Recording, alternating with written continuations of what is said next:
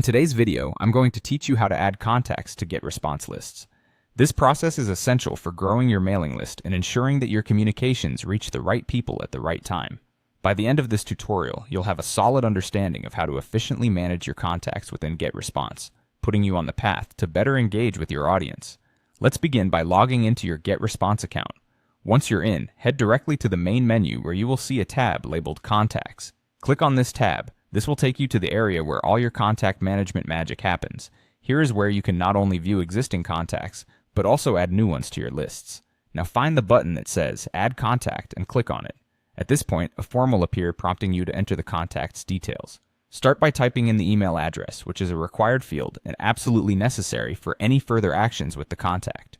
You have the option to also enter the contact's name, which is optional but can be extremely beneficial for personalizing your communications.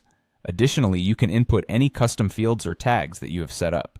These customizations allow you to categorize and target your contacts with more precision, enhancing the overall effectiveness of your campaigns. Next, you'll need to select the list to which you'd like to add your new contact. Make sure that the list you choose is relevant to the kind of information or promotion you plan to share with this contact. Properly segmenting your audience ensures that the right people get targeted content, minimizing unsubscribes and maximizing engagement. The next choice you'll face is whether you want to initiate any autoresponders or automation workflows for this contact. If you have automated sequences set up, now is the time to decide if this particular contact should enter those workflows.